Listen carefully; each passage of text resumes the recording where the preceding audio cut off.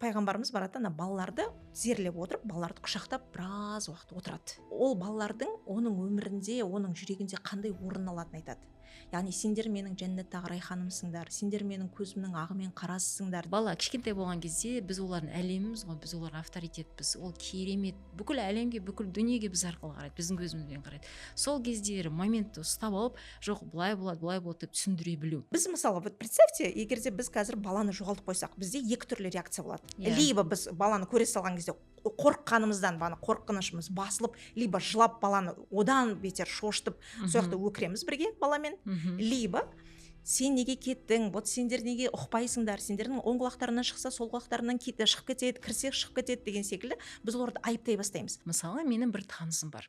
Ана кісі баласына ұрысқан кезде былай деп ұрсады да: астағфирулла, сен неге өйтесің? Әй, Алла сені жазалайды. Аллаға сен жаңағы күнәға батып жатсың. Сені жаһаннамға салып жүрсе қайтесің деп. Ананы естіген кезде мен былай жүрегімді, көңілімді тырнап жіберді. Неге мысалы балаға сразу айғайлауға болмайды? Өйткені мысалы бала қорыққан кезде, шошқан кезде ода кортизол көтеріледі, адреналин көтеріледі. И ол естімейді сенің айтқан тәрбие сөздеріңді. Ол оны қабылдамайды. Бақыт деген сөз бен махаббат деген сөздің қыр-сыры ашыла береді дейді ғой. Шынымен бақыттың да шегі жоқ, махаббаттың да шегі жоқ, қарап тұрсаңыз. Өйткені Алланың махаббаты мысалы шексіз, иә. Сонымен қатар Алланың махаббаты біздерге деген ол бақыт, және ол да шексіз. Бітпейтін дүние ғой. Біз мысалы ойлаймыз, балаларға кішкентай кезінде кітап алып бермеу керек, даже кітап сыйласа немесе алып берсе, ойбай, мына бала қазір кітапты жыртады дейміз да, оны Библия ұқсатып полкаға қойып қоясың, оқымайтын кітап ретінде. Ассалаумағалейкум, құрметті көрермендер, Шарапи кітап баспа үйінің подкастына қош келдіңіздер. Бүгінгі біздің эфирімізде кезекті қонағымыз Анар ұстазымыз бар. Анар ұстазды көбіміз білеміз ғой. Ол кісінің бала тәрбиесіне бөліп жүрген көңілі және керемет разборларын барлығымыз оқып жүрміз. Әсіресе бала тәрбиелейтін, сонымен қатар баламды адам қылсам екен деп барынша тырысып жүрген кісілер. Сонымен, Анар ұстаз, сізге сөз берсек. Ассалаумағалейкум, менің есімім Анар. Мен Бақыткелді мешітінің ұстазымын. Одан бөлек жалпы пайғамбар педагогикасын қазір таныстырып жүрген, елге таратып жүрген, барынша шамам келгенше сондай бір жайымыз бар. Бұған келу мақсатым, жалпы жолым 2008 жылы мешітке бізге жазғы сауат ашу курсына балалар келді. Бұғанға дейін балаларға сабақ беріп көрмеген, тек қана ересек адамдар келетін, үлкен апайлар, келіншектер деген секілді. И алдымда 30 шәкірт отыр. 30 шәкірт, 60 көз саған қарап отырғанда уже сен кәдімгідей жауапкершілікті сезінеді екенсің. И бір күн сабақ өтті, 2 күн сабақ өтті, мен түсіндім, балаларға мүлдем басқа подход керек екен. Олармен үлкен адамдармен сөйлескендей, үлкен адамдармен қарым-қатынас жасағандай, үлкен адамдарды үйреткендей болмайды екен. Сонымен бағанағыдай іздеп гуманная педагогиканы таптым. Бірінші трис педагогиканы таптым. Трис педагогика деген ол теория решения изобретательских задач, жалпы баланың креативтілігін, новаторлығын бағанағыдай арттыратын, дамытатын сондай бір бағыт. Сөйтіп трис педагогиканы меңгердім. Одан кейін ары қарай барып гуманная педагогикамен таныстым. Гуманная педагогика жалпы баланың тәрбиелеуде екі түрлі не бар ғой, подход бар ғой, авторитарлық подход және гуманды подход. И гуманная педагогиканы оқып жүргенде мен аны бағанағыдай қарап отырып, негізі гуманная педагогиканың негізін салған Шалва Манашвили. Ол кісі классик педагог, классик педагогтан Сухомлинский, солардың нелерін жолын жалғастырып келе жатқан кісі. Педагогикалық жағынан маған қатты ұнағанымен, бірақ ол кісінің ұстанатын діні христиан діні болды. Бірақ ол ешқандай бағанағыдай шақырмайды дінге, бірақ өзі сондай ұстанады. И сөйтіп педагогикасын үйреніп жүріп, айтқан әңгімелерін тыңдасам, негізі Құранның аяттарын айтып тұр. Негізі пайғамбар саллаллаху алейхи вассаламның тәрбие үлгісін көрсетіп жатыр. Бірақ басқа тілмен. Сосын айтамын, бұның барлығы, бұл тәрбиесінің барлығы бізде бар ғой, біздің дінімізде бар ғой деп сөйтіп содан жалпы қарастырып пайғамбарымыздың тәрбиесін зерттей келе, пайғамбарының педагогикасының өзінің осындай бір біз біле бермейтін, кейде мысалы оған мән бере бермейтін тұстары бар екен ғой деген секілді сөйтіп пайғамбар педагогикасына бағанағыдай бет бұрдым. Бала тұлғасын дамытумен жұмыс жасадық. Кейін бала психологиясына келдік. Жалпы балалармен жұмыс жасап жатқаным осы 2008 жылдан бері балалармен жұмыс жасаймын. 2018 жылдан бері детско-родительские отношения бойынша ересек адамдармен, яғни ата-аналармен де жұмыс жасап жүрген жайымыз бар. Машалла, бәрекелді, керемет. Кәдімгідей жаңа айтқан кезде шынымен де ойланарлық нәрсе, иә. Мысалы, мен де соны бақыладым. Негізі көп психологтар немесе бала педагогтары бір тақырыпты қозғаған кезде мынаны бақылаймыз, айтып тұрған сөзінің астарында пайғамбардың хадисімен міндетті түрде Құран аят шығады. Бірақ сол неге екенін қайдап біздерде жоқ та, біз оны мына жақтан үйреніп жатырмыз. Осыны бақылайсыз да сізде? Иә, сондай мысалға бір ғана мысал айтып кетейін. Керемет, өте керемет кітап бар, эмоциональный интеллект ребенка деген Джон Готманның жазған кітабы. Вот сол Джон Готманның жазған кітабын қарап тұрсаң, ол жақтағы бүкіл әдістер ол пайғамбар саллаллаху алейхи вассаламның бағанандай бізге көрсетіп кеткен әдістерде. Біз негізі бастадық қой, әңгімені айта беруге болады ғой. Әрине.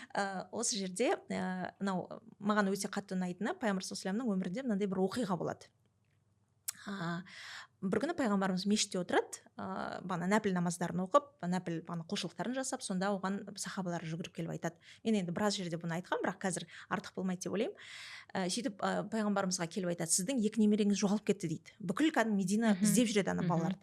Сөйтіп пайғамбарымыз да жүгіріп барып ана балаларды іздей бастайды. Бір кезде енді солай болады, енді пайғамбарымыз табады ана балаларды, қаланың сыртына шығып кеткен. Сөйтсе қасына бір жолап қалса, 2 бала бір-бірін құшақтап тұр. Енді Хасан мен Хусейннің ол кезде бана 4-5 жастағы примерно жастағы балалар сөйтіп бір-бірін құшақтап осылай тұрады да, сөйтсе қасына барса бір жылан жатады. Сонда пайғамбарымыз ана жыланға нетіп, сен де Алланың жаратылысың, мен де Алланың жаратылысымын. Бұл жақта ешкімге бана кедергіңді келтірмей, бұл жақтан өтіп кет дейді.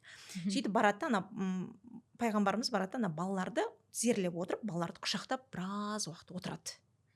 Сипалайды, құшақтайды. Содан кейін біраздан кейін ол балалардың оның өмірінде, оның жүрегінде қандай орын алатынын айтады. Яғни сендер менің жәннаттағы райханымсыңдар, сендер менің көзімнің ағы мен қарасысыңдар деп, олардың, то есть қаншалықты жүрегінде рөлі бар екенін балаларға жеткізеді. Содан кейін келесі бана қадам, өзі балалардың жоғалғанын естіген кезде не сезінгені жайлы сезімін айтады. Сендер жоғалды дегенді естігенде мен қатты уайымдадым, Алладан дұға еттім, сендерді бағанандай тапқанша асықтым деген секілді. Одан кейін 3-ші қадамда барып, сендер қайда кеттіңдер деп сұрайды оны балалардан. Сонда балалар айтады, біз осылай дейді, білмеймін, бала әдетте не істейді, көбелекті көреді, артынан жүгіреді, бағанандай ұстағысы келеді, содан кейін жоғалып кетеді, содан қайтар жол таппай қалады деген секілді.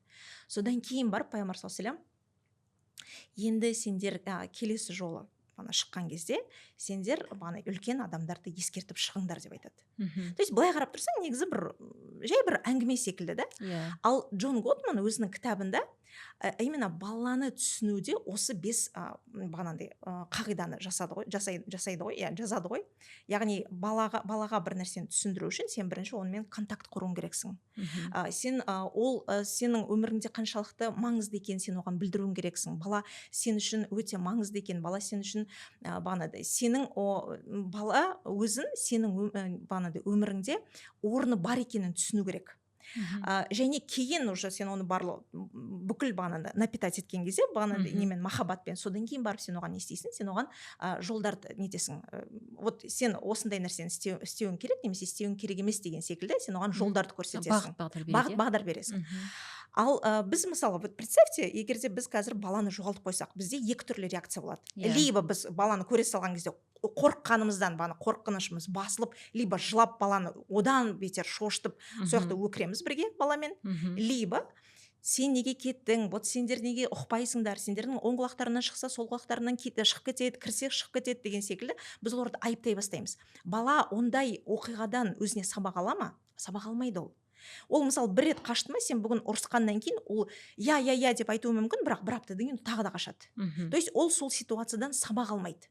Мгм. Ал мына жерде пайғамбарымыздың мысалға көрсеткен әдістемесі бұл кәдімгідей баланың сабақ алып шығуына сондай бір мүмкіндік жасап отыр да.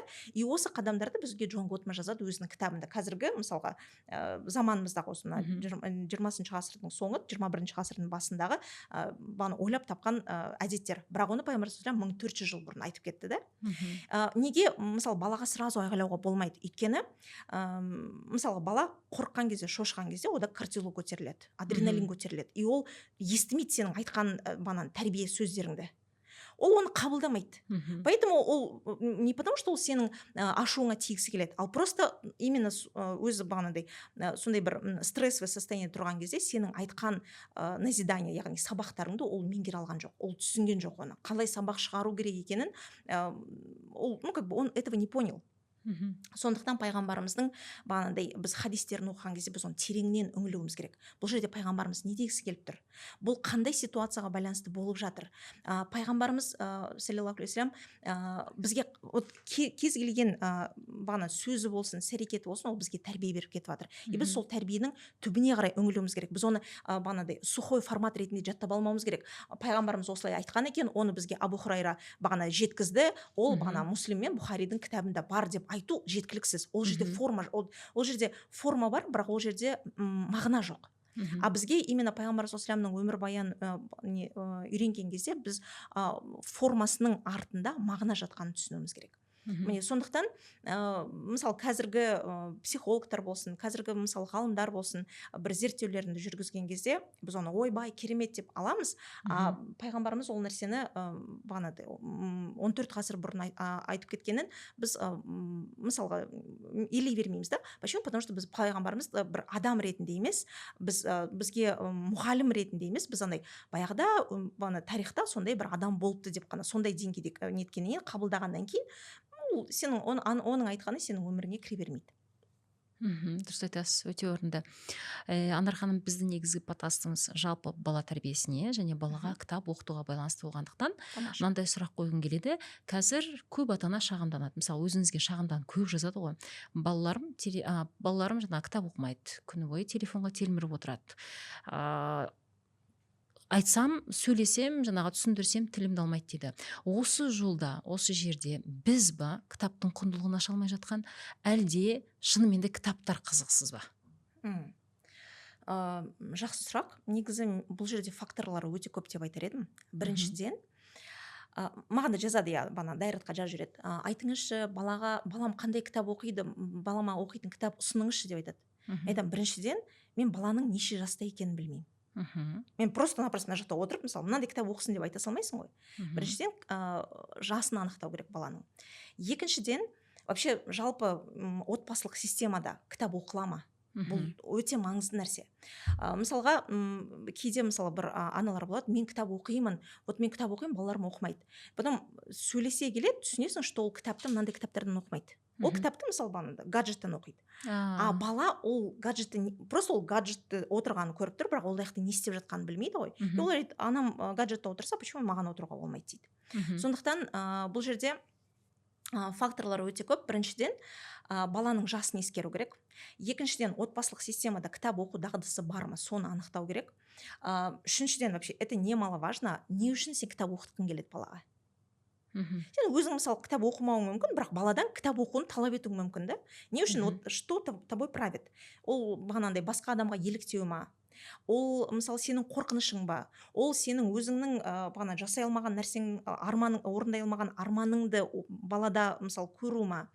И осыны біз анықтаған кезде, то есть пайғамбар саллаллаху алейхи вассаламның несінде де бар ғой, анау амалдар ниетке байланысты. Егер де сенің ниетің дұрыс емес болатын болса, сен не нәрсе алып келсең де, сен керемет кітапты алып келсең де, бала ол нәрсені оқымайды, кітапты оқымайды. Поэтому кітапты сен қандай мақсатпен оқытқың келеді балаға? Кітап оқу арқылы ол не нәрсені алу керек, түсіну керек, сол нәрсеге біз тоже мән беру керек. Содан кейін бала, мысалға 14 жастағы баланың кітап оқымайтынына, мысалға шағымдану мүмкін ата-анасы.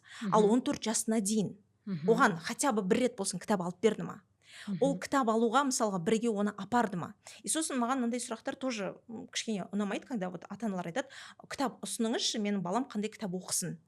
Сен неге барып ол баламен бірге таңдамайсың? Вот, например, егер де өзіме нететін болсам, келетін болсам, мен біздің енді біз 90-шы жылдың балаларымыз ғой, и сол кезде мысалы әкеміз сменда болады, свет өшіп қалады, и бізге анамыз кішкентай кезімізде отырып кітап оқитын. Біз енді орыс тілді болдық көбінесе, бізге андай Иван Царевич и Серый волк, мен мысалы оқыған бірінші кітабым. И ол кітапты бізге мысалы мамам келіп, міне мына кітапты оқыңдар деген жоқ, ол бізбен бірге оқыды. Бірінші ол отырады, біз ол кезде уже оқи алатын баламыз, хотя бы әріптерді қосып, бірақ бізбен бірге отырады да ана кітапты оқиды.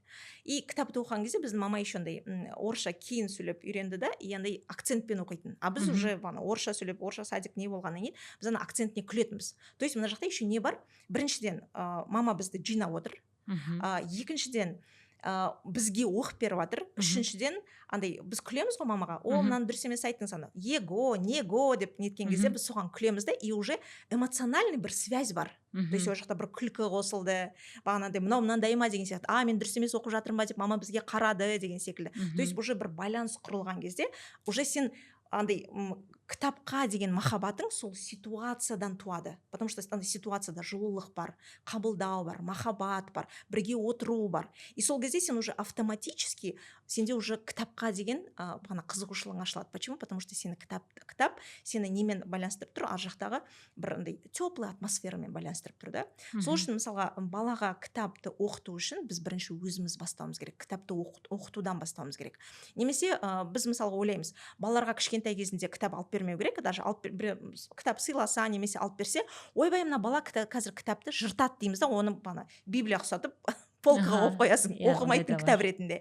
Олай болмау керек. Мысалы мысалы кезеңнің өзінің оқитын әдістері болады. Мысалы кішкентай бала болатын болса, ол 3 жаста, 2 жаста, 4 жаста, неважно. Мысалы 2 жастағы бала қазір кітаптар андай қатты переплеттағы кітаптар болады ғой. Қазір кітаптың түрлері өте көп. Кәдімгі экологичный неден қағаздан жасайды, иә. И олар ауыздарына салып ана кітапты жыртып атқан кезде, ол кітап жыртып атқан жоқ. Ол кітапты оқып жатыр. Ол кітаппен танысып жатыр. Например, вот кішкентай балаға қараңызшы, вот кішкентай бала кез келген нәрсені өсіп келе жатқанда, вот 1,5 жастағы бала, 1 жастағы бала, 2 жастағы бала кез келген бір нәрсені берсең аузына салады. Потому что ол әлеммен тістеу арқылы, соны бір шайнап көру арқылы танысады. И ол кітаппен де бірінші бағанағыдай кездесу сондай болатын болса, оған кітап уже не емес, ана полкадағы тұрған бір білмеймін Библия емес, кәдімгідей оказывается оны алуға болады екен, қарауға болады екен, бұл менікі екен ғой деген зат болады. Или, например, сен балаға мен саған кітап алып келдім деп алып келесің, и ана бала алып оны жыртқан кезде сен оны жыртып қоясың дейсің, неге қойып қоясың. Баланың басында диссонанс пайда болады. Так ол все-таки кітап менікі ма, менікі емес па? Если ол менікі болса, почему мен оны жырта алмаймын? Жырту ол тоже оқудың бір түрі. Сен осылай кітапқа осындай бір қадамдармен алып келмейтін болсаң, 14 жасқа келген кезде, ал енді сен кітап оқуың керексің деп біз қалай айтамыз оған? Рас. Потом, мысалға, өкінішке орай қазір мен бұған кішкене өте қарсымын. Бізде қазір андай слишком баланы кішкентай кезінен өте жас уақытынан андай сауаттандырғысы келеді, оқымысты қылғысы келеді. И уже мысалы 3 жасында менің балам деген бағанандай әріптер біледі деп, оны кәдімгідей білмеймін, 5 жастағы баланы скорочтениеға беру, бұл өте дұрыс емес нәрсе. Бұл просто ата-ана баланың миының даму структурасын білмегеннен болып жатыр.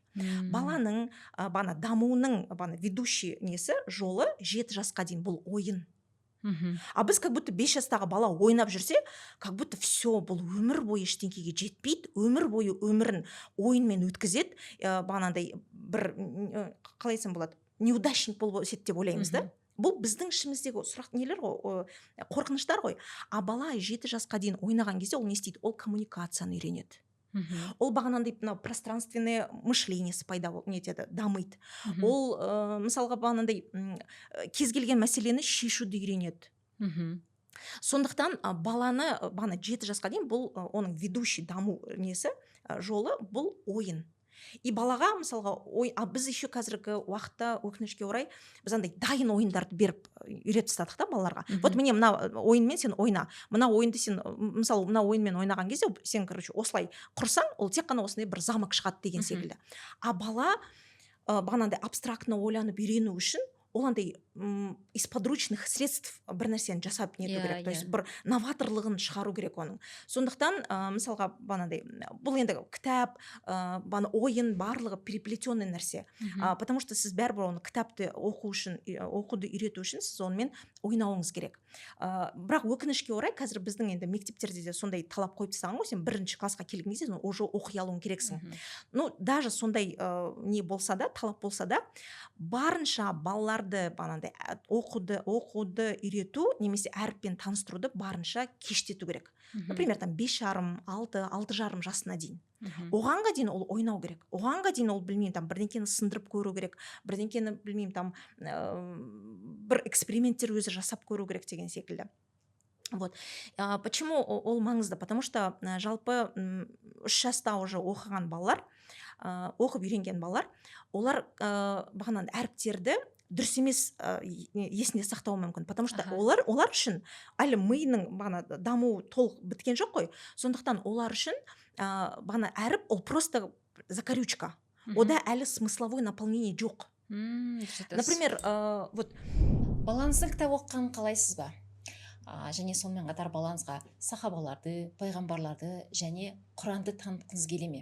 Оның жолын іздеп жүрген болсаңыз, онда жақын арада Алла нәсіп етсе біздің 365 күнде пайғамбарлар тарихы кітабының офлайн тұсаукесері өтеді Алматы қаласында. Сол жерге барлықтарыңызды шақырамыз. Ол жерде жай ғана кітап таныстырылу болмайды. Сонымен қатар бала тәрбиесімен айналысатын арнайы спикерлеріміз, қонақтарымыз болады. Пікір алмасу және өзара тәжірибе алмасу да болады. Тіркелу үшін міндетті түрде төмендегі сілтемені басыңыз. Ну, вот, например, 5 жастағы бала бір әңгімені оқып жатыр. И ол әңгімеде бүйтіп айтып жатыр, мысалы. Сол кезде ол барып тау тасты аралапты. 5 жастағы бала да әлі мынандай не ой жоқты, тау тас деген не ол? Потому что ол смысловой наполнение жоқ. Ол бізге қазір мысалы тау тас десе біз уже сразу ойлап кетеміз, ол шығу керек, ол шыққан кезде адам қандай киеді, экипировкасы болу керек. Ол бағанандай бір жерге дейін машинамен барады, одан ары қарай көтеріледі, оған бағанандай трекерный палочкалар болу керек деп біз уже сразу біздің ойымызда сондай ой келеді. Ал балада ондай наполнение жоқ қой. Сондықтан бала ана әріпті үйренген кезде ол оны кері үйренуі мүмкін. Например, дислексия, дисграфия деген секілді нәрселер бар ғой. Ол әріпті, мысалға, к әріпі ол зеркально болып көрінуі мүмкін. И сол үшін ол оқитын уақытқа келген кезде ода оқумен қиындықтар пайда болуы мүмкін да. И сен сондай ерте оған сол нәрселерді беріп тастадың, дұрыс оқудың әдістерін үйреткен жоқсың. И мысалы там 8 жасқа келген кезде, вот почему сен Том Сойерді оқымайсың? Деген секілді сұрақ қою ол вообще дұрыс емес нәрсе. И бағана мысалы, вот мен мектепті бітіріп, уже 1 класты бітірген кезде, 8-ге келдім ғой, сол кезде анам мені библиотекаға апарды. Ол кездегі библиотека, енді сен кішкентай болғаннан андай үлкен көрінген маған. Кәдімгідей полкаларда кітаптар тұр деген секілді. И мамам келіп, мысалы, ол біткен жоқ та, мысалы, мен кітапты алам да қызыма алып келе салам деген жоқ. Ол мені библиотекаға апарды, біз бағана кітапханаға кірдік. И ол мені, мысалы, именно детский кітаптар тұрған неге алып келді да, полкаларға алып келді. Енді өзің қандай кітапты қалайсың, соны таңдай ғой деді. Именно андай неге байланысты, сюретіне байланысты деген секілді. И вот мен до сих пор сол есімде, мен Шарль Пьероның Рикки Хахалок деген кітабын таңдағам. Именно менің жасыма келетін кітап, мысалы, и ол мен әлі күнге дейін, я даже помню, ол қанша теңге тұрған. Ол кезде енді теңге емес қой, 1 рубль 40 копеек. Мен еще сонда, мам, мынау қымбат қой деп, потому что 90-шы жылдар по-любому жағдай басқаша болды ғой. Мам, мынау қымбат қой, қалай алам деп, жоқ, ала ғой балам деген кезде. И вот содан кейінгі, мысалы, кітаптар маған, мысалы, кітап таңдау, бір иметь право выбора какого-то, немесе мына кітап қызық, немесе мына кітап қызық емес деген секілді, мысалы, менде ой сондай пайда болды да. Почему? Потому что маған сол нәрсені үйретті. Сол үшін, мысалы, балаға кітапты үйрету үшін біз бірінші оған выбор беруіміз керек. Давай, балам, давай осы кітапханаға барайық. И кітапханаға барған кезде міне мына кітап бағанандай сенің жасыңа келетін кітаптар екен. Вот енді осы кітаптардың ішінен саған қайсысы келеді. И ол баруы мүмкін да. И вообще андай ешқандай сөзі жоқ.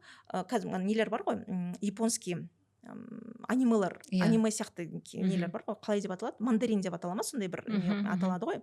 Ұмытып тұрмын қазір. Манды, иә. И вот сол кітап таңдауы мүмкін. И біз оны сыртына қараймыз да, мынау деген кітап оқуды қаламайды.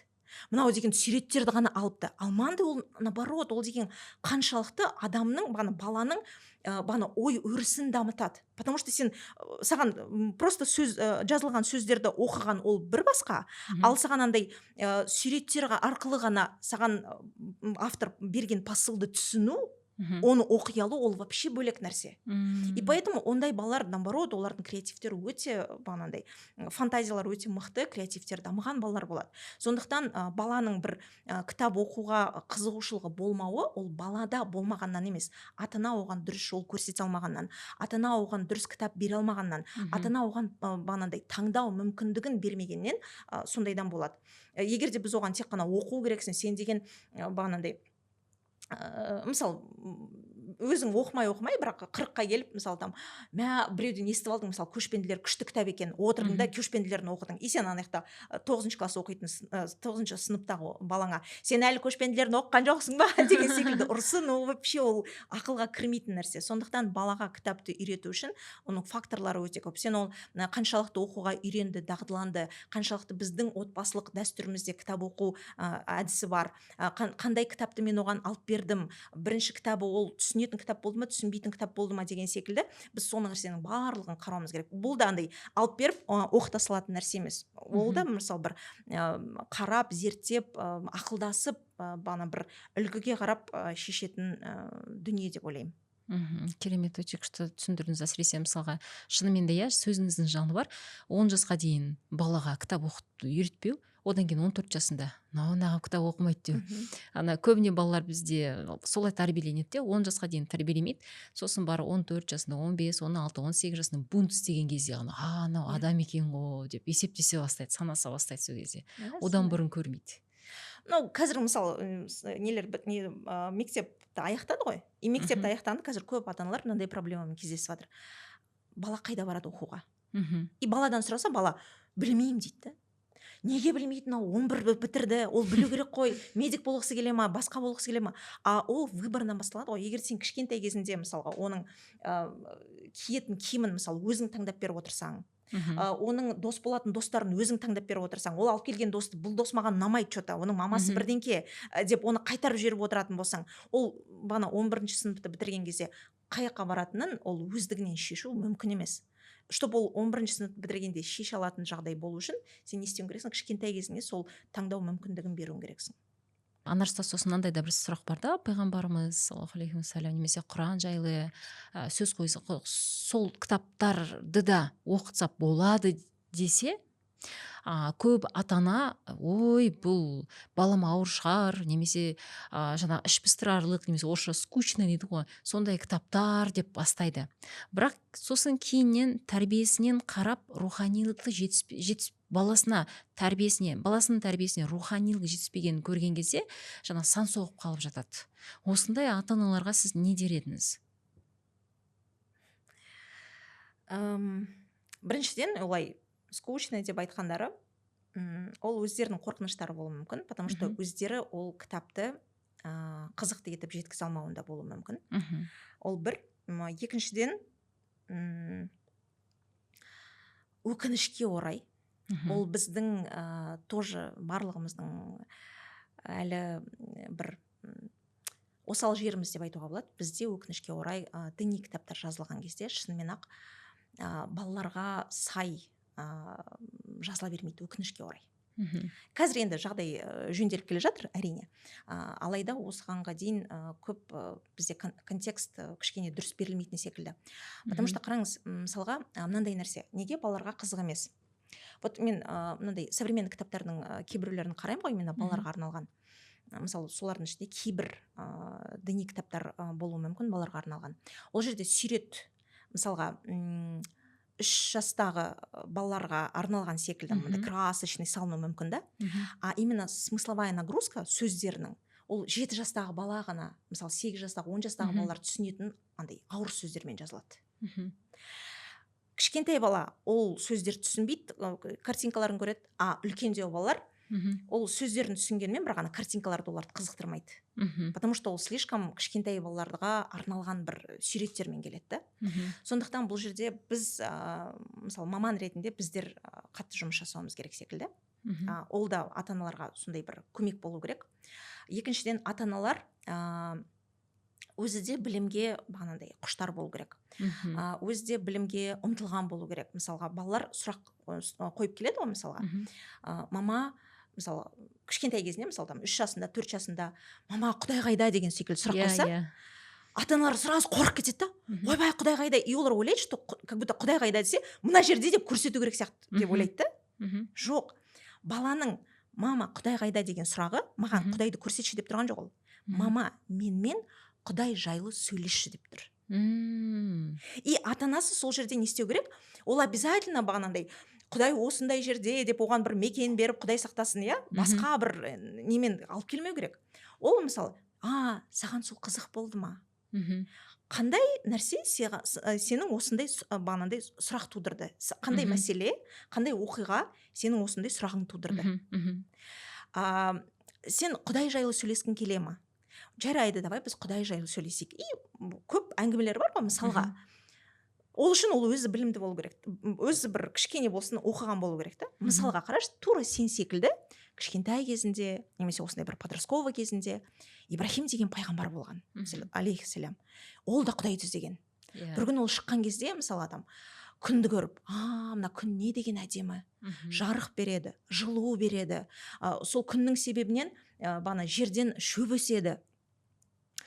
Мүмкін осы шығар мен Құдайым деп істеген екен. Мгм. Сөйтіп бір кезде күн батады. И батқан кезде ол ойлайды, қалай сонда мен если Құдай болатын болса, Құдай ешқайда кетпеу керек қой, Мгм. батпау керек қой, жоқ болып кетпеу керек қой. Демек, күн емес менің Құдайым.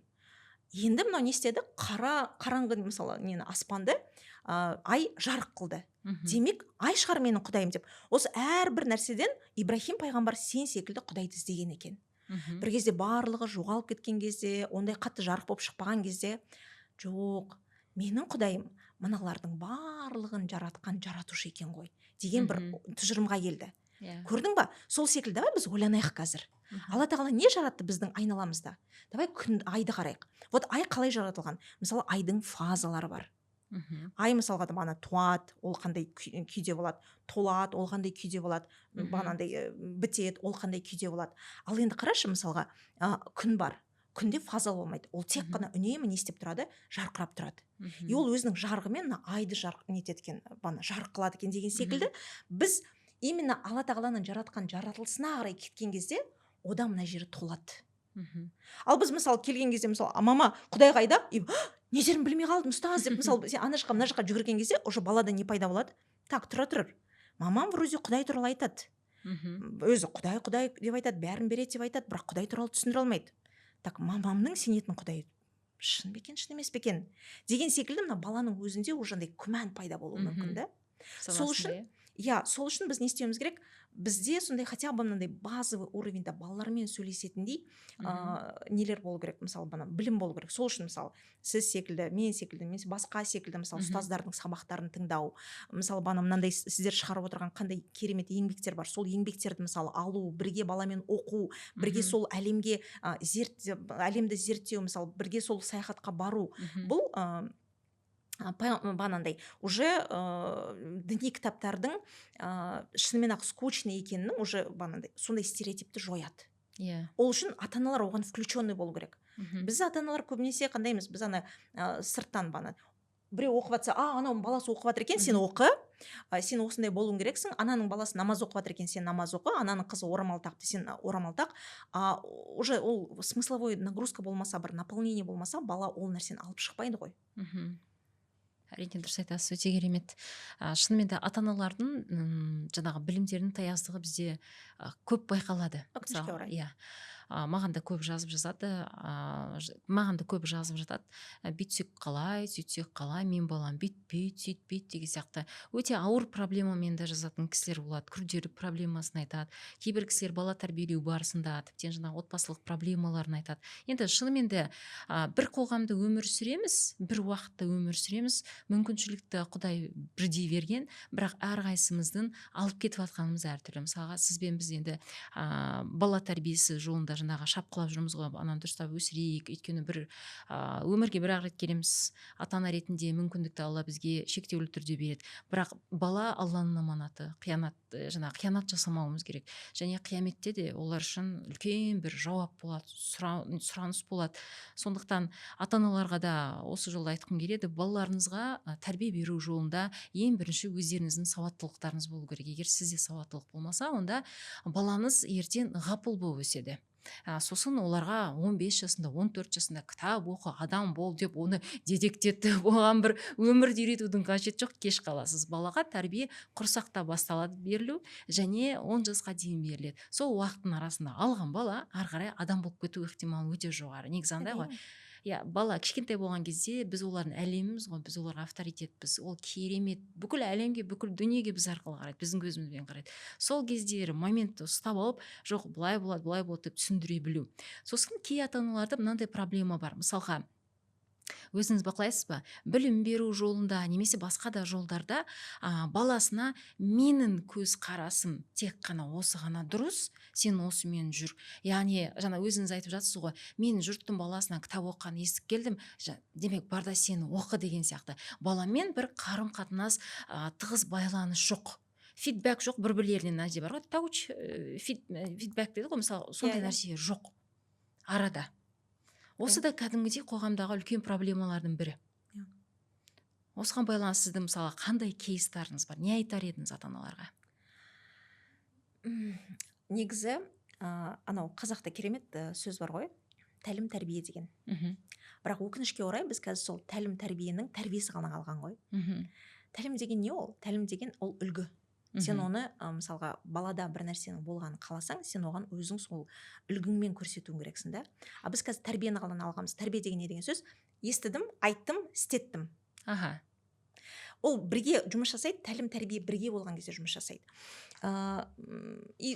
Бұл негізі андай, ата-аналар көп нәрсе айтуы мүмкін, ой енемен тұрамын, ой сылтау көп, жұмыс бар, тағы бар деген секілді. Егер де ол шын мәнінде өзінің ата-аналық рөлін сезінсе, егер де ол шын мәнінде жауапкершілігін сезінетін болса, ол кез келген жолдарды табады. Мысалы, менің құрбым бар, Алия Хамид, өте керемет сондай бір талпынысы өте жоғары сондай бір кісі. Ол өзі кітап бұрыннан оқиды, кітап оқуға қызығады, және балалар өсіп келе жатқан кезде ол өзі енді үнемі кітап оқып тұру үшін, кейде адам өзі де выгорать етеді, шаршайды ғой, ол өзіне кітап клубын ашып алды. Ана қыздар шақырады, сөйтіп әр айда олар бір кітап оқып отырады. То есть жылына олар кем дегенде 12 кітап бітіреді. Сосын балалар өсе бастады ғой, балалар өсе бастаған кезде балалар қыздарына арналған клуб ашып қойды. Қыздардың құрбыларын шақырды, сөйтіп сол жаққа мысалға нелер шақырады, әр айда мысалы адамдар шақырады. Міне мысалы осындай біз кітап оқыдық, мысалы мені шақырды, мысалы делік, осындай кітап оқыдық, сіз осы кітапқа не қосасыз, қыздарға қалай жауап бересіз деген секілді қонақтар шақырып отырады, өздері талқылайды, яғни бір кітап талқылауын алып келеді. И басында қиналып жүрді кәдімгідей, қызы оқымайым деді, сосын үйреніп кеткенше, сосын оқып кетті, қазір өзі оқиды қызы. То есть біз егерде баланың бір нәрсе істегенін қалайтын болсақ, біз оны біріншіден үлгімізбен көрсетуіміз керек. Екіншіден ол балаға сондай бір пространство жасап беруіміз керек, мүмкіндіктер жасап беруіміз керек. Немесе бағанандай сондай бір орта құрып беруіміз керек.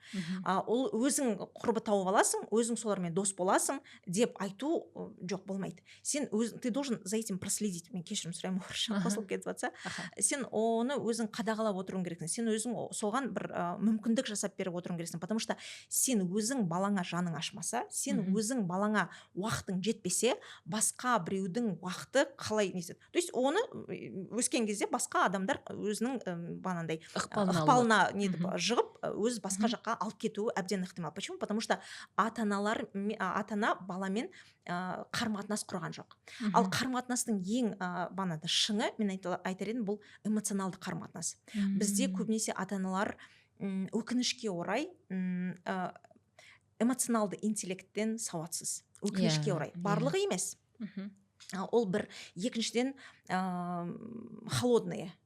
вечно басқа бір ойында жүр. Қазір еще тем более Инстаграм жақсы болды, Инстаграмға кіріп кетеді, ТикТокқа кіріп кетеді, и баласы вроде бы көріп тұр, что анасының сұлбасы әйтеуір үйде жүр, бірақ без участия. Ал сен бала өсіріп отырсың ба, балаға негізі Алла тағала уже бүкіл потенциалды беріп, Алла тағала балаға уже бүкіл потенциалды салып қойған. Бала кім болатынын, бала не істегісі келетінін, баланың қызығушылығын барлығын. Бірақ біз сол баланың жанын түсінбегеннен кейін біз оны не істеп жатамыз? Сындырып алып жатамыз. Потому что біз көбінесе балаға қалай қараймыз? Мен үлкенмін, сен кішкентайсың, мен білем, сен білмейсің, мен ақылдымын, сен ақылсызсың, давай вот басыңды аш, мен саған бүкіл ақылды қазір айтып салып беремін, сен сол бойынша жүруің керексің. Үлгі болмаса ол қалай бағанандай ол бойынша жүреді. Сондықтан эмоциональный привязанность бағанандай жасау керек. Ол деген білмеймін, там бірге бағанандай клубтар ашу, немесе бірге бір жерге қыдыру, мысалы тауға бару, бір істі мысалға бірге бастау деген секілді. Мейлі даже ешқайқа бармай ақ қойшы, бірге отырып тамақ жасашы, пирог пісір. Ана шашып тастасын, неважно. Ол шашып тастауы, біз оны шашып тастады деп қараймыз ол сыртынан, а ол шашып тастау, ол сол процесті үйреніп жатыр деген сөз. Ол шашпаса қалай үйренеді? Мысалы біз бір нәрсені, мысалы бір тілді үйрену үшін сен көп рет сабақты өттің, қиналдың, қателестің, біреумен дұрыс емес сөйлестің, сосын бір идеалдық формаға алып келдің оны. Бірақ сен ұзақ уақыт жүрдің. И біз мысалы қазір балаға мысалы картошка аш десең, жартысын кесіп тастайды, ой, сен картошканың бәрін ысырап қылдың деп оны айғайлаймыз да, все, ол енді жолақысы келмейтін болады. Сол үшін даже мысалға баладан фидбэк алу үшін сен бірге бір істі жасауың керексің. Содан кейін баладан фидбэк алу үшін сен оның көп айтқан әңгімесін естуің керексің. Мысалы бала мектептен келген кезде ол өзінің бір болмайтын ата-ананың ойынша болмайтын әңгімесін айтып келуі мүмкін. Мама бүгін анау ананы ұрды, сосын анау, и мектептегі білмеймін там 30 баланың ішінде, сыныптастарының ішінде 15 сыныптастың әңгімесін айтып келуі мүмкін. И ата-аналар, они не выдерживают этот контакт. И соң қойшы болды, я дейді, или например там я айта бер дейді, бірақ өзі басқа нәрсені ойлап тұрады, бала айтып жатады, но он же чувствует, что контакт жоқ. И ол не істемейді, ол уже келесі жол қандай проблемасы болса да, мысалы, немесе бір нәрсеге бір буллинг көрсе де, оны ата-анасына айтып келмейді. Почему? Потому что ол түсінді, что ата-анасына оған бағанандай ата-анасына оның айтқан сөзі маңызды емес. Балаңыздың кітап оқығанын қалайсыз ба? Және сонымен қатар балаңызға сахабаларды, пайғамбарларды және Құранды танытқыңыз келе ме? Оның жолын іздеп жүрген болсаңыз, онда жақын арада Алла нәсіп етсе біздің 365 күнде пайғамбарлар тарихы кітабының офлайн тұсаукесері өтеді Алматы қаласында. Сол жерге барлықтарыңызды шақырамыз. Ол жерде жай ғана кітап таныстырылу болмайды. Сонымен қатар бала тәрбиесімен айналысатын арнайы спикерлеріміз, қонақтарымыз болады. Пікір алмасу және өзара тәжірибе алмасу да болады. Тіркелу үшін міндетті түрде төмендегі сілтемені басыңыз. Осыған байланысты пайғамбар саллаллаху алейхи ва саллям бір күні Айша анамызбен отырғанда, Айша анамыз пайғамбарымызға мүлдем вообще исламға қатысы жоқ, бұрын исламға дейінгі дәуірдегі бір 11 әйелдің әңгімесін айтады екен. И пайғамбар саллаллаху алейхи ва саллям соны тыңдап отырады екен, еще тыңдағаны просто тыңдамайды. Оны кәдімгідей, солай ма екен деп. Былай қарап тұрсаң, мысалы, ол бос нәрсе негізінде. Қызығушылық танытып, иә. Бірақ ол қызығушылық танытып, әңгімесін поддерживать етіп, мысалы, я деп әңгімесін тыңдайды. Хотя мына жақта білмеймін, біреулер келіп соғыс ашып жатыр, мына жақта келіп біреу ислам дінін үйренемін деп жатыр, бірақ та мешіт салынып жатыр, мына жақта тағы да бір әңгімелер болып жатыр деген секілді. Бірақ соған қарамастан пайғамбар саллаллаху алейхи ва саллям не істеді? Ана әйелдің отдушинасы ғой әңгімені айту, соны әйелдің психологиясын түсініп, оның жанын түсініп, сол жерде отырып оған уақытын бөлді да, потому что ана бүкіл ішіндегі жиналып қалған нәрсесін шығару керек. И сол секілді мысалға, почему? Потому что ол адам ол үшін жақын адам. Ал бізге баламыздан жақын кім бар? И сен балаңа, мысалы, бала ол қандай, мысалы, құрбылармен болып жатқан әңгімені саған айтып келе жатқанда саған қызықсыз болуы мүмкін, бірақ оған қызық ол. Ол оның өмірі қазір. Бөлісіп жатыр. И сен сол кезде, мысалы, солай істеп па, ол үйтіпті, бүйтіпті деген секілді сен оған әңгіме айтқан сайын не істейді ол адам? Ол бала уже менің әңгімем мамама қызық екен ғой, маңызды екен ғой деп, ол уже кез келген әңгімесін сізге айтып келіп отырады. Вот фидбэк беру деген осы деп есептеймін. Керемет, өте күшті жауап бердіңіз. Шынымен де сіздің әр жауабыңызда осыншама көп инсайт бар, кәдімгі техника бар да. Әрқайсысын мысалға көріп жатқан кісілерге айтарым, асықпай көріп шығыңыздар және әр сұраққа байланысты өздеріңізге конспектлеп алсаңыздар тіпті жақсы болады. Өйткені дәл бұны мен ойымша Анар ханымды арнайы ұстап алып, немесе ол кісінің сабағына бармасаңыз, былай басқа жерлерде есту қиындау біраз. Сонымен Анар ханым, тағы да бір сұрағымыз бар. Ол Сіз мысалға сөйлеп жатқан жоқпын ба? жоқ, сөйлеп жатсыз. Сосын тағы да бір сұрағымыз бар, ауқымды сұрақтардың бірі. Мысалға осыған байланысты мен түрлі ата аналардың көзқарастарын естігем. Мысалы, менің бір танысым бар. Ана кісі баласына ұрысқан кезде былай деп ұрсады да: астағфирулла, сен неге өйтесің? Әй, алла сені жазалайды, аллаға сен жаңағы күнәға батып жатсың, сені жаһаннамға салып жүрсе қайтесің деп. Ананы естіген кезде мен былай жүрегімді, көңілімді тырнап жіберді. Бала кішкентай ғой, 6 жасар 7 жасар балаға не айтып жатсың? Андағы астағфирулла не, басқасы не? Ол дінді жек көрінішті қылып көрсету емес пе балаға? Мысалы, баланың жан дүниесіне қалай әсер етеді ол? Өте шынымен ақ ауқымды сұрақ бұл.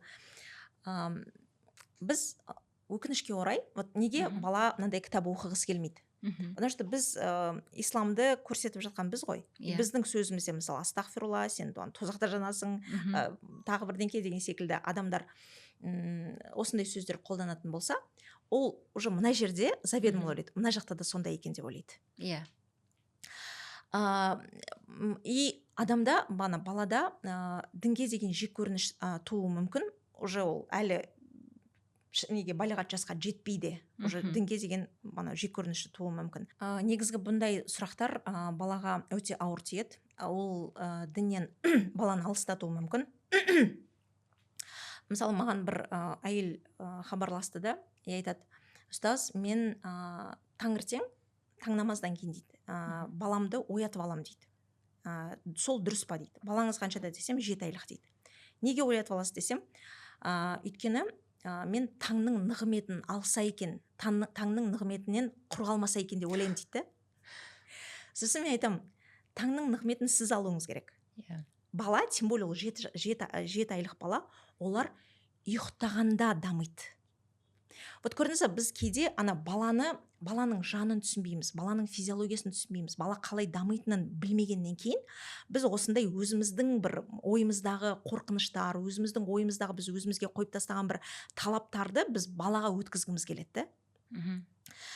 Сол себепті мысалы біз астағфирулла деп баланы сен дұрыс емес десең, алла тағала сені жазалайды деп айту, ол баланы діннен алыстатуы мүмкін. Ол дінді просто как ереже ретінде ғана көрсетуі мүмкін.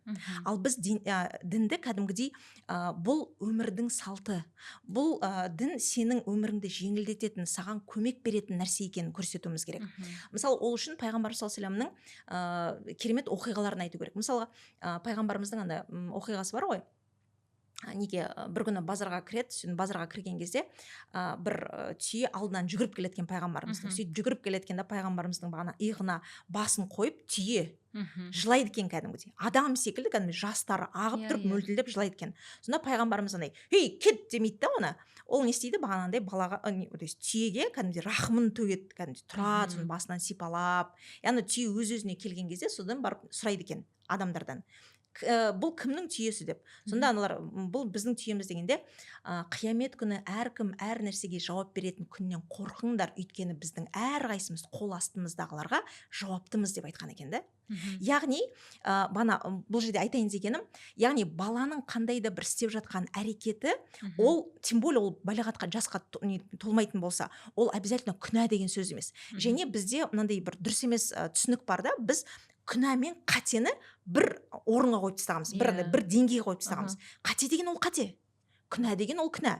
Күнә ол қандай екенін бізге Алла тағала Құранда анық ашық жазып берді.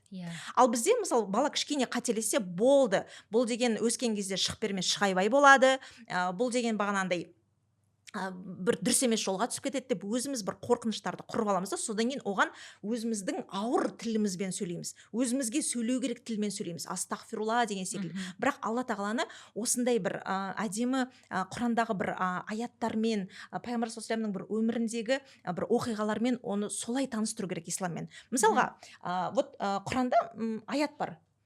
Қандай аят бар? По-моему, Анғам сүресінде бір аят бар ғой. Сендер қандай да бір жақсылық жасасаңдар, оның қарымтасы, яғни сендерге қайтару 10 есе болады деген. Дұрыс айтсам, осы Анғам сүресінде кажется осы аят бар. И мысалы балаға сіз астағфирулла дегеннің орнына сіз келесіз де мысалы айтасыз, алла тағала айтқан әрбір жақсылықтың артында оның бір сауабы болады деп айтқан, сыйлығы болады деп айтқан. Сен бір осы бір жақсылықты істеші. И ол бір жақсылық істеді, енді бақыла, қалай алла тағала саған 10 жақсылықты береді. Ол саған осы өмірде де береді, ол 10 жақсылықты, қияметте де береді. Яғни қиямет деген ол әлі білмейді ғой, қашан болады, біз де білмейміз мысалға, иә. И балаға ол алыс сияқты болып көрінуі мүмкін. Сондықтан қазіргі өмірдегі мысалға, и оны бала байқамауы мүмкін. Сіз оны нетіп отырасыз. Вот мысалы сен қазір су іштің, су барды да сенің денеңді мысалы толтырды. Сенің бағанағыдай шаршағаның немесе бағанағыдай шөлдегенің басылды. Бұл алла тағаланың саған берген бір жақсылығы. Содан кейін мысалға әкесі кешке жақын келген кезде мысалы шоколадпен немесе тағы бір нәрселер тәттілер алып келді мысалға. Просто өтіп кетпей, көрдің ба, бағана сен күнде жасаған бір жақсылығың үшін алла тағала саған тағы да екінші бағана жақсылығыңды алып келді. Ал енді қалған жақсылықтарды сен өзің іздеші деген секілді біз баланы ары қарай бағанағыдай нетіп жүрсек, сілтеп жүрсек, жөн сілтеп жүрсек, бала уже ол нәрсені өзі көретін болады. Сол үшін сіз уже не істемейсіз, оған астағфирулла деген сөз айтпайтын боласыз. Почему? Потому что сіздің бағана астағфирулла деп айтатын адамдар қалай? Мына миларында басқа вариантты көрмеген адамдар. Ал кез келген ситуацияның көптеген варианттары болады ғой. Кез келген ситуацияға жан жақты қарау болады. Астағфирулла деп айтуға болады, және оны діннен бездіруге болады. Және қарашы, алла тағала аятта айтыпты, мына аят сен туралы деп айтса. Мысалы балада уже біріншіден Құранға деген қызығушылық болады. Екіншіден, оказывается, мен алла тағаланың жақсы көрген амалдарын жасап жүр екенмін ғой. Мен алла тағалаға жақсы ұнамды істерді істеу арқылы мен өзімнің өмірімді көркейтіп жүр екенмін ғой деген секілді, ол уже дінге бағанағыдай саналы түрде келетін болады. Түсіндіре алдым ба? Иә, керемет, өте күшті. Сосын жаңағы тағы бір сұрағымыз, мысалға біздер қазір пайғамбарымызды тұлға ретінде, жаңағы бір өнеге алатын кісі ретінде көрсету барысында, ол кісіні бір тарихта өткен ғасырларда қалып қойған біреу ретінде көрсетеміз. Ал негізі пайғамбарымыз біздің соңғы пайғамбар ғой, және Алланың нұры деп айтып жатады, иә, және жаңағы қияметке дейін өнегесі, ол кісінің жаңағы біздерге берері көп. Яғни оны оқыған сайын біз өзіміз біле береміз да, ал балаға оны қалай дұрыстап түсіндірсек? Тек қана пайғамбарымыздың саллаллаху алейхи уассалам оқиғаларын айту арқылы пайғамбарымыздың адамдармен құрған қарым-қатынастарын айтып беру, соны талқылау, бірге отырып мысалға, иә. Или, например, там бір оқиғасының басын айтып, вот сен қалай ойлайсың, сен мына мәселені қалай шешетін едің? Ал ертең мен саған пайғамбарымыз қалай шешкенін айтып берем деген секілді бір не жасасаңыз, уже не істейді, ол ойланып жүреді мысалға, қалай шешуге болады деген секілді. Вообще негізі көбінесе баламен қарым-қатынас жасаған кезде оған біз бәрін айтып түсіндіріп тастамау керек, оған ойлануға мүмкіндік қалдыру керек. Вот мен мысалға өте кітап оқуға өте ынтық болдым кішкентай кезімнен, потому что анамыз бізге солай үйретті. И мен подростковый возрастта үйдің жұмысын жасамай неге огородқа қашып кетіп, неде алма ағаштың үстінде отыратын кітап оқып. И мен есімде бір кітап таптым, бір фантазия. Сөйтіп кітапты оқып отырдым да, и ол кітап қайдан тапқанын білмеймін, жартысына дейін ғана екен, соңы жоқ. И сол кітап менде әлі күнге дейін ойымда. Мен әлі күнге кейде бір не болып кетсе, сол кітап қалай бітті екен. Ол фантазия ғой. И мынандай анау қасқыр адам болып кетті ме екен? Адам болса оның өмірі ары қарай қалай жалғасты екен? Немесе ол қасқыр түрінде қалды ма? Қасқыр түрінде қалса ол қалай өмірін ары қарай сүрді? Ол бұрын мысалы адамға айналып кеткен еді ғой. И вот сол енді фантазия ғой ол. И адамға айналып кеткен кезін сағынады ма екен ол қасқыр болған кезде деген секілді, сондай бір әлі вот, хотя қазір мен 40-тамын, ол вообще ол кітапты оқығанда 12 жаста болғам, бірақ әлі күнге дейін сол әлсін есіме келеді да. Сол үшін біз балаларға бір нәрсені үйреткен кезде, көрсеткен кезде, біз оған ары қарай бұл қалай болды екен деген секілді бір өзіне бір ой қалдыру керек та, тастау керек. Ерік беру керек. Ол фантазиясын мысалы шығарады, осылай жауап беруге болады, осылай жауап беруге болады деген секілді. Келесі күнге дейін пайғамбарымыз оны былай бітірген екен. Вот сенің жауабыңмен сол сай келді ма? Деген секілді. И ол жауап сай келмеуі мүмкін сол кезде мысалға.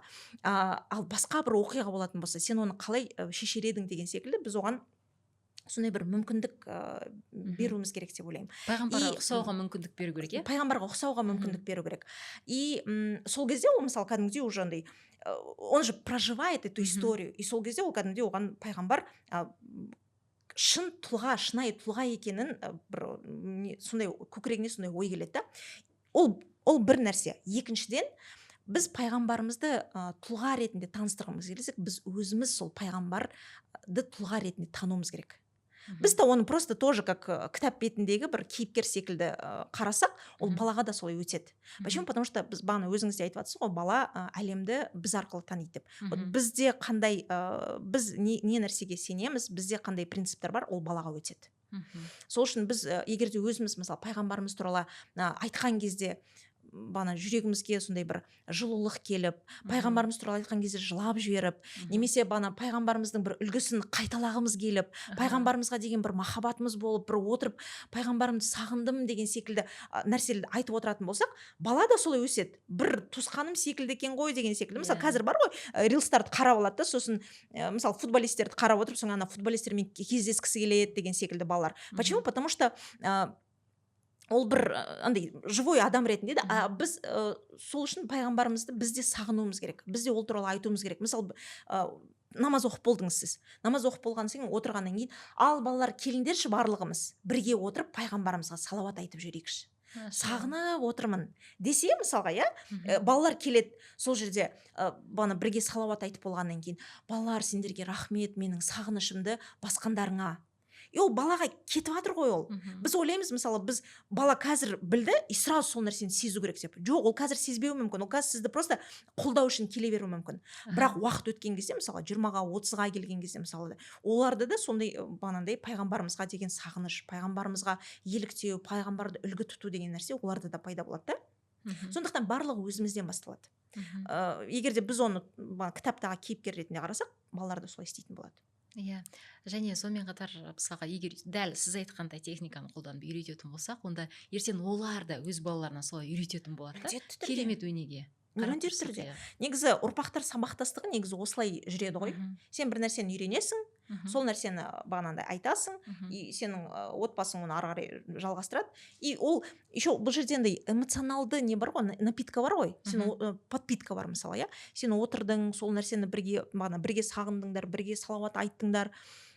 И сенде сол оқиға есіңде қалып қояды көп уақытқа дейін. Потому что сол уақытта сен анаң мен сені, бала сөйтіп ойлайды, анаң мен сені байланыстырып тұрған бір зат бар. Дәл сол уақытта бұл пайғамбар саллаллаху алейхи вассаламның оқиғасы. Немесе кетіп бара жаттыңыз да, мысалға күлдіңіз мысалы. И балаңыздан сұрайсыз. Балам, қалай ойлайсың, мен неғып күлдім? Ол айтуы мүмкін, білмеймін. Мүмкін бірдеңке есіңізге түскен шығар деп. Я, білесің ба, пайғамбарымыз да бір күні кетіп бара жатқан кезде бір жерде күліпті. Анау не бар ғой, оқиға бар ғой, қазір есімде жоқ, бір сахаба пайғамбарымыз қайтыс болғаннан кейін кетіп бара жатады екен да, и күледі екен өзінен өзі. Соң қасындағы сахаба сұрайды екен да, неге күлдіңіз, бірдеңке есіңізге түсті ма дегенде, жоқ, мен есіме түскен жоқ, мен тек қана осы жерде кетіп бара жатқанда пайғамбарымыздың есіне бірдеңке түсті ғой деймін, сол кезде ол күлген дейді да. Тура сол жерге келгендіктен мен пайғамбарымыз күлген үшін күліп жатырмын дейді да. То есть сондай махаббат пайғамбарға, сондай сүйіспеншілік. И бізде мысалы сондай бір күнделікті өмірде сондай нәрсені мысалға айту.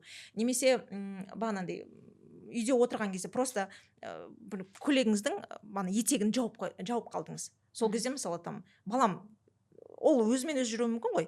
Балам, нетесің ба, бағанандай айтып берейін ба, мына жерде бір оқиға есіме түсіп кетті. Пайғамбарымыз осылай етегін түріп отырған екен. Бір кезде Омар келеді, үндемей отыра береді, қозғалмай отыра береді. Абу Бакр келеді, қозғалмай отыра береді. Осман келген кезде ол етегін түсіреді екен. Не үшін түсірді, білесің ба? Білмеймін деуі мүмкін. Ұялған шығар, аналардан неғып ұялмады онда. Содан кейін бар, білмеймін деуі мүмкін. Өйткені Османнан тіпті періштелер ұялатын болған екен. Сондықтан пайғамбарымыз Османды құрметтегеннен, оған сондай бір ілтипат танытқаннан өзінің етегін бағанандай түсіріп қойып отырған екен деген секілді. Ол именно оның бағанандай іс-әрекеттерін, бағана өмір баянындағы бір кез келген бір істерін, сөздерін өзіміздің өмірімізге өруіміз керек қой. Сенің өміріңе өрілген кезде ол балаға да өтеді. Ал егер де сен тек қана пайғамбарымыз сабаққа барған кезде ұстаздың алдында отырғанда пайғамбарымыздың есіңе алып, немесе бір қыздармен, мұсылман қыздармен неткен кезде, кездескен кезде есіңе алып, ал үйде ешбір есіңе алмасаң, Инстаграмда отыра беретін болсаң, бала қалай үйренеді оны? Ол мүмкін емес қой ол. Бағана айтып жатқанымыз опять же соған қайтып келіп жатырмыз. Тәлім тәрбие. Сен тек қана үйретесің өзіңнің үлгің арқылы. Вот чем ты наполнен, сол нәрсені сен балаға бересің. Анау бағана Шалва Манашвилиді айтып жатырмыз, сол Шалва Манашвили негізі айтады да, мынау енді ол орысшада жақсы естіледі. Воспитание деген сөз қандай дейді, енді ол тәлім тәрбие ғой. Воспитание деген бұл в ось питания дейді. Когда ты вот это вот нутро ребенка напитываешь любовью, принятием, признанием деген секілді. И сол бағана тәрбиенің қасындағы тәлім осы. Сен бағана тәрбиеңді не істемейсің? Үлгіңмен, өзіңнің присутствиеңмен, махаббатыңмен, мейіріміңмен, сөйлесуіңмен, оны қабылдауыңмен бағанандай неткен кезде, толтырған кезде, ол оған кәдімгідей оның табиғатына айналады. Ал просто құр сөз жұмыс жасамайды. Керемет, рахмет. Сосын тағы бір сұрақ. Мысалға, жаңа айттыңыз ғой, 10 сауап, нені түсіндіру барысында, мысалы өнеге ретінде айту барысында 10 сауап аласың деген сияқты. Мысалға, мен өткенде өзімнің қызым айттым да, кішкентай қызыма 9-да, су мандап сөйлеп тұрған қыз енді бір аузын ашқан кезде, сөйлеген кезде аузын жауып тастайды. Сосын қызым айтам ғой, сауап аламын деп маған қарап, анашы, сауап деген не дейді? Біріншіден, сосын ол сауапты бұл дүниеде алмаймыз ғой бәрібір дейді. Қараңыз енді ана ойлап тұр да оның барлығын. Мысалы осындай кезде не деп жауап берсе дұрыс болады? Сауапты түсіндіру барысында оны немен өлшейік, немен салыстырайық? Балаңыздың кітап оқығанын қалайсыз ба? Және сонымен қатар балаңызға сахабаларды, пайғамбарларды және Құранды танытқыңыз келе ме?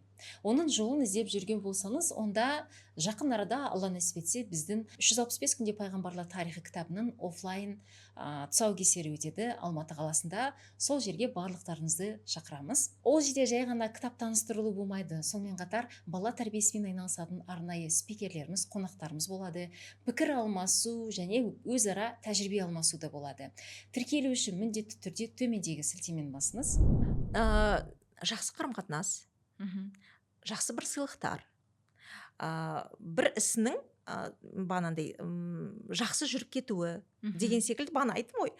Яғни вот қара, сен енді санап, күні бойы сен сана саған беріліп жатқан мысалы 10 сауаптарды, потому что сауап қайда екенін білмейді ғой. Ол саған мысалы әкеңнің кешке жақын келгенде тәтті алып келуі, қара, бір сауап, яғни бір жақсылық. Сауап деген ол жақсылық. Яғни бір жақсылық берді Алла тағала саған. Сен мысалы бүгін су іштің, шөлің басылды, тағы да бір жақсылығың. Әпкеңмен мысалы тіл табысып кеттің, тағы да бір жақсылығы. Міне осындай сияқты, мысалы осы саған өмірде осындай жақсылықтармен беріп жататын болса, ол кездегі жақсылық ол біз ойлай алмайтын, ол біз есіміз бағанандай ойымызға келмейтін сондай бір Алла тағала өзі ғана білетін сондай бір жақсылықтар деген секілді. Бірақ осы өмірдің бір жақсылығымен нету керек. Және жақсылықты тек қана материалдықпен нетпеу керек, өлшемеу керек. Мысалы, балалар бүйтіп ойлауы мүмкін. Мен бір сауап болатын болса, біреу маған телефон сыйласа сауап, немесе тәтті әкелсе сауап. Жоқ, жақсы қарым-қатынас. Вот қараңыз, кетіп бара жатып, мына көрші бізге күлді. Қандай керемет, мынау ғой сауап деген, мынау ғой жақсылық деген секілді. Әкесі келді, мысалы құшақтады. Қарашы қандай күшті, сен әкең құшақтағанда өзіңді қалай сезінесің? Айтуы мүмкін. Білмеймін, күшті, расслабился деген секілді сондай бір. Жүрегіме тыныштық орнады деген секілді сондай нәрсемен айтқан кезде, міне көрдің ба, бұның барлығы жақсылықтар. Біз жақсылықты тек қана материалдық нәрсемен емес, осындай бір қарым-қатынас деңгейіндегі бір нәрселермен өлшеу керек жақсылықтарды. То есть сауап деген енді ол жақсылық қой. Жақсы. Так.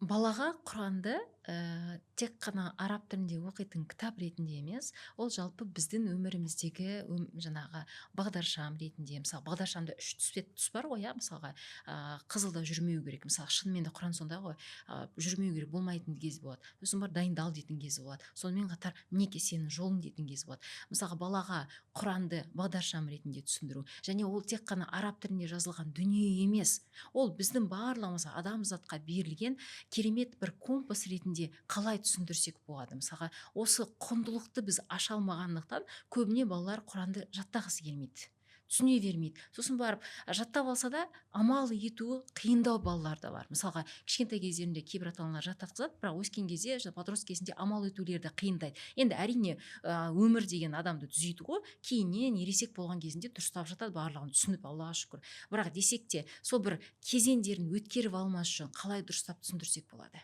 Жалпы балаға Құран үйретуде енді Құранда өте көп қызықты қиссалар бар ғой. Мысалы, араның қиссасы бар. Иә. Ара туралы, арамен таныстыру. Не бар тағы да, түйе туралы бар, піл туралы бар. Сол оқиғаларды балаларға ертегі ретінде айтып отырасың, және соның барлығы Құранда бар екенін көрсетуге болады.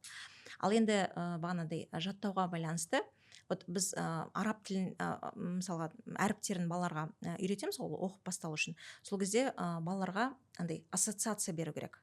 Мысалы, там әріп үйренген кезде, мысалға бә әріп қандай әріп неге ұқсайды? Бә әріпін мысалы там тостағанға ұқсайды, үстінде алмасы бар деген секілді. Немесе ләм әріпі ол бір таяққа ұқсайды деген секілді. Біз осындай бір ассоциациялар беру арқылы баланы бағанағыдай қызықтырамыз. Бұл бәрі уже Құранды үйренуге алғы шарттары ғой, оны қадамдар. Және бағанағыдай сол Құрандағы қиссаларды көбірек айту арқылы баланы Құранға баулуға болады. Керемет, өте жақсы. Ұстаз, пайғамбарлардың оқиғасы, сонымен қатар мысалға сахабаларды балаларға қалай бір супергерой деп айтады ғой, мысалға орысша айтқанда, солай қалай танытсақ болады? Олар көбіне балалар мысалға Человек-паук десе фанатеет, там Халк десе өліп тұрады. Бірақ мысалға не өзіміздің қазақтың батырларына еліктеушілік жоқ, немесе жаңағы пайғамбарларға, сахабаларға еліктеушілік жоқ. Осының алдын алу үшін не істесек жөн? Мысалға сіздің бір эксперттік өзіңіздің ойыңызды айтсаңыз. Вообще негізі Человек-паук болсын, басқа бір кейіпкерлер болсын, неге балаларға сондай қызық? Өйткені олар туралы кино, мультфильм, бағанағыдай наклейкалар, футболкалар, бағанағыдай жвачкаларының фантиктар деген секілді бүкіл нәрселер. Бұл агитация ғой кәдімгідей. Біз балалар неге нелерге қызықпайды? Осындай супергерой секілді біздің сахабаларға, немесе біздің қазақ батырларына қызықпайды, өйткені біздің тарапымыздан агитация жоқ. Сондықтан қазір енді мен ойлаймын, бізде қазір өте мүмкіндіктер көп қой. Қазір өзіміз даже просто андай Клод деген секілді приложенияларға салып неше түрлі суреттерді жасауға болады. Мысалы, енді сахабалар сал деп тұрған жоқпын, бірақ соның оқиғасын келтіретін бір суреттер салып, мысалы соны бірге кешке жақын отырып, мысалы талқылап, осындай сахабалар бар екенін мысалға айтып, олардың оқиғасын таныстырмаса, сондай бір агитация жүрмесе, в кавычках, онда ол бала онымен қалай танысады? Мысалға, анау қателеспесем, бұл Абу Умайя әл-Джамих па или Саад ибн Абу Вақастың ба бір оқиғасы бар ғой, ана теңіздің бетімен неткені, жүргені. Бұл, по-моему, пайғамбар саллаллаху алейхи ва саллям уже қайтыс болғаннан кейін 16 ма 17 жыл ма хижри бойынша сондай бір оқиға болады. Мұсылмандар мен парсылардың арасындағы сондай бір текетірестік болған кезде парсылар бағанағыдай Тигр өзені ғой деймін, кажется, сол жақтан бүкіл нелерді, қайықтарды алып кетіп қалады. И сол кезде сол, по-моему, Саад ибн Абу Вақас сол жаққа келген кезде сол кісі дұға жасайды. Дұға жасайды, Алла тағаладан сұрап, и сол кезде бағанағыдай Алла оған сондай бір әулиелік беріп, сондай бір мүмкіндік беріп, ол кәдімгі бұл шын болған оқиға. Теңіздің бетімен кәдімгі бір 1000 әскер, барлығы, ол тек қана бір адам емес, барлығы сол теңіздің бетімен жүріп өтеді, атпен ғана, қайықсыз. Мысалы, біз егер де өзіміз сондай оқиғаларды білетін болсақ, сол оқиғаларды айтып беріп отыратын болсақ, сол оқиғаларды суреттейтін болсақ, сол оқиғаларды мысалға қолына қарындаш бағанағыдай не беріп, қағаз беріп, сол оқиғаны салдыратын болсақ, мысалға, сол оқиғада қандай дұға жасағанын мысалға айтатын болсақ, то есть сол оқиғаны бірге отырып разбор жасайтын болсақ, қазір мысалы тем более андай неше түрлі ИИ бар ғой, солармен мысалға бір мультигін жасап көруге мысалы бірге отырып тырыссақ, ол оның ішіне сіңеді ғой, содан кейін ол оны супергерой ретінде оны танымағанда басқа кімді таниды? Сондықтан сахабаларды таныстыру үшін біз кітабын нетуіміз керек, кітабын шығаруымыз керек. Біз или, например, там сондай бір әскер оқиғаны айттыңыз, мысалы әскер кетіп бара жатқан бір наклейканы, білмеймін, заказ бердіңіз да, оның футболкасына шаптап беріп қойдыңыз. Ол далаға шықты, мысалы, ой, сенде қандай сурет? И ол мысалы даладағы балаларына айтып берді. Өзі естіді, біреуге айтты, бөлісті, үйінде сол әңгіме болды. Солай ол супергеройға олар солай айналады емес па, басқаша қалай? Просто біз қашан келіп ол балама үйретеді екен, қашан келіп біреу кино шығарып береді екен, қашан келіп біз кітап шығады екен деп әрқайсымыз отыра беретін болсақ, ол жылжымайды ғой. Мгм. Сондықтан оларды таныстыру, біріншіден өмірбаянмен танысамыз, Мгм. сосын баламен бірге, например, суретін саламыз, баламен бірге сол мысалы кейіпкерлердің пластилинмен саламыз деген секілді, Мгм. сөйтіп оны супергеройға айналдырамыз. И баламен міндетті түрде нету керек, мысалға бөлісу керек. Вот осындай, мысалы Али батыр 7 жасында ислам қабылдаған, мысалы 7 жасында намаз оқыған, ол сенің жасында намаз оқыған екен деген секілді бір параллель келтірсек, мысалға, иә. Немесе даже уже ол кішкентай бала болатын болса, сенің ағатайыңмен жасты болған екен сол кезде, қарашы, сол кезде ол әкесі не пайғамбарға осындай сөз айтқан екен. Мені мысалы алла тағала жаратқан кезде Али Абу Талиппен мысалы неткен жоқ қой, келіскен жоқ қой, мені өзі жаратты, маған махаббатын білдірді, мен сол үшін мысалы өзімнің Раббыма сондай бір махаббатымды танытуым керекпін ғой деген секілді сондай бір әңгімелер айтқан екен деген секілді біз сол оқиғаны айтқан сайын балада не пайда болады. Немесе бір ойын шығарып, мысалы, сол жерде бір отбасыда 3-4 бала болатын болса, ал енді сен мысалы вот например Алисың, сен тағы да біреусің, вот екеуің мысалы жекпе-жекке шығыңдар деген секілді, соң ананы жеңіп алды деген секілді, қандай керемет, оқиғада кім-кімді жеңді деген секілді. То есть сол кітаптағы нәрсені ауаға шығару керек қой негізі. Балаларға жалпы күнделікті өмірде түсіндіріп беру Күнделікті керек. өмірде, Жақсы, керемет Анар ұстаз. Шынымен де жаңағы сіздің сұхбатыңыз нелерге толы, инсайттарға. Ұстаз, енді тағы бір сұрақ. Мысалға пайғамбарымыз саллаллаху алейхи уассалам бала тәрбиесінде дегенімдей жаңа өзіңіз айтып кеттіңіз, негізі қорлауды немесе қинауды қолданбаған, өзінің бір бөлек тәсілі болған, иә, балаға. Мысалға кітап оқыту барысында немесе баланы алға қарай жетелеу барысында пайғамбардың ең керемет дейтін 3 кеңесін бере аласыз ба? Мысалы ата-аналар өздеріне жазып алатындай және осыған сәйкес мен әрекет етемін дейтіндей. Так, былай істесем бола ма? 3 рет бір сөзді айтсам: мейірім, мейірім, мейірім. Пайғамбарымыздың саллаллаху алейхи уассалам тәрбие ісінің негізі бұл мейірім. Ол мейірімді болды барлығына, балаға болсын, үлкенге, кішіге, әйелге, ер адамға, дінді ұстанатындарға, дінді ұстанбайтындарға, ода мейірім болды. Ондай оқиғалар өте көп қой. Сондықтан біз балаға қашан мейірім көрсетеміз, біз баланың жанын қашан түсінеміз, сол кезде бала бізден алғысы келіп тұратын болады. Негізі баланың жүрегін жаулау керек қой. Жүрегін жаулау керек. Сен баланың жүрегін қашан жаулайсың, бала сенің айтқаныңды істейтін болады. Енді өзіңіз бағанандай секталарды зерттеп жүрген, мысалы, үлкен мамансыз ғой, мысалға. И сіз білесіз, мысалы, секталар келген кезде бірінші қалай бастайды? Мейірім төгеді, қолдайды, адамға көмектеседі, ол адамға жанашыр ретінде көрінеді. Сөйтіп адам алданады да, и адамның айтқанын істейді. Ал егер де біз баланы кешке дейін жазалай беретін болсақ, біз баладан кешке дейін талап ететін болатын болсақ, біз баланың бағана психофизиологиялық жағдайына қарамастан сырттан ғана қарап, сен осындай болуың керексің деген секілді бір планканы қойып, содан бағана талап етіп, ол планкаға жетпей жатса, оны жекіп отыратын болсақ, ол қашады. Ал сен неғұрлым оған мейірім танысаң, махаббатыңды танысаң, ол не істейді? Ол саған жақындайтын болады. Ол сенмен кеңесетін болады. Ертең сырттағы адам оған бір нәрсе айтатын болса, ол келіп: мама, осы дұрыс па, дұрыс емес па, анау маған сөйтіп айтып жатыр деп сізбен кеңесетін болады. Сізге бүкіл ішін ашатын болады, а ол үшін мейірім керек. Сондықтан пайғамбар саллаллаху алейхи уассалам басты, может быть, мен не шығармын, білмеймін, может быть, мен романтик шығармын, может быть, бәрін мейіріммен ғана бағана емдеуге болатынына қатты сенетін шығармын, бірақ мен сенемін. Мейірім, мейірімсіз бағана қаталдықпен, қаталдық тәрбие ол уақытша тәрбие. Егер де сен ұзақ мерзімді бағанандай бір қарым-қатынас құрғың келсе, онда тек қана мейірім. Басқа оның жолы жоқ деп ойлаймын. Даже жарайды, пайғамбарымыздың несін былай қойыңызшы, тәрбиесін. Құранды ашқан кезде бірінші қандай сөздер? Аса қамқор, ерекше мейірімді Алланың атымен бастаймын. Вот мен мысалы бірінші бағанандай Құранмен танысқан кезім 2001 жылы мен бірінші курс оқимын, неден келдім, университеттен келдім, и телевизорды қосып қалсам, барлық каналда MTV ғана жұмыс істеп тұр, барлық каналда анау башняларды жарып нелер болып жатыр екен. сөйтіп барлық жерде айтып жатыр, исламский террорист, исламский экстремист, исламский террорист, экстремист деп айтып жатыр 2001 жылы 11 сентябрьде. И менде сұрақ пайда болды да, қалай сонда деп.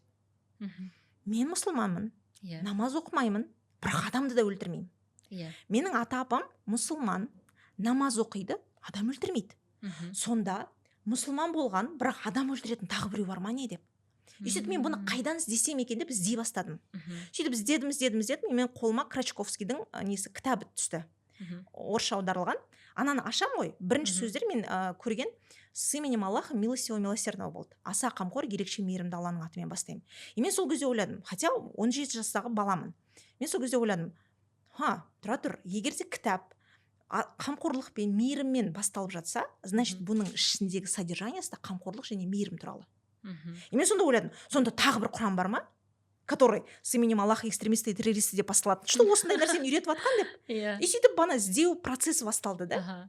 Понимаете? То есть Алла тағала егерде біздіге өзінің дінін, өзінің кітабын мейірімнен бастап тұрса, пайғамбар саллаллаху ұстанған бағанандай жолы мейірімге толы болатын болса, Алла тағала пайғамбар саллаллаху Құранда сипаттағанда, сен сондай жұмсақ мінезді, мейірімді, жұмсақ жүректі, мейірімді болған үшін айналаңа адамдар жиналып жатыр. Егерде сен сондай қатыгез, мейірімсіз болатын болсаң, олар сенің айналаңнан қашып кетер еді деп айтып тұратын болса, онда біз пайғамбарымыздан мейірім үйренбегенде не үйренеміз?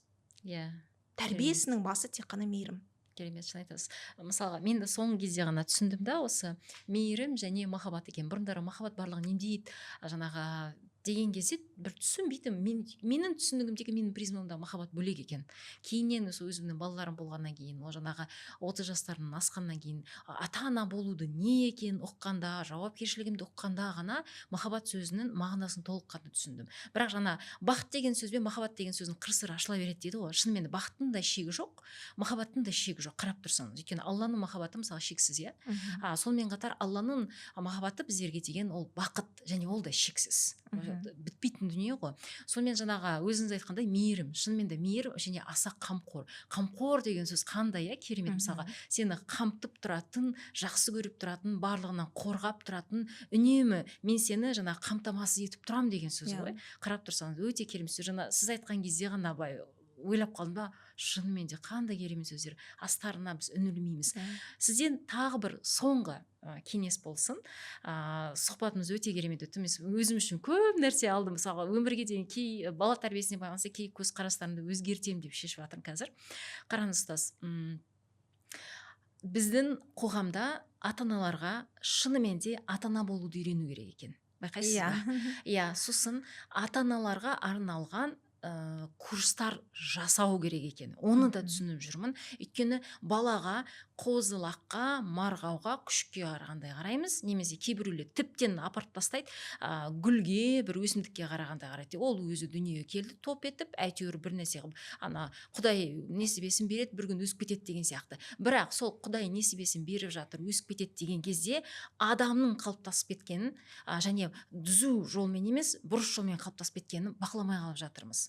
Осыған байланысты сіздің, мысалға, сізге келетін кісілер бәрі маған қарағанда көбірек қой, сіз енді осымен түбегейлі айналысатын болғаннан кейін әлеуметтік желіде маған қарағанда сіз әлдеқайда танымалсыз.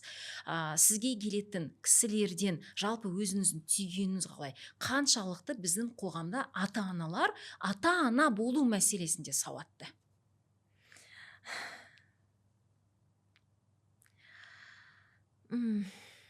Өкінішке орай емес енді әрине, бізді тек қана әйел және келін, скорее всего, бірінші келін болуды үйретеді. Кішкентай кезімізден бастап.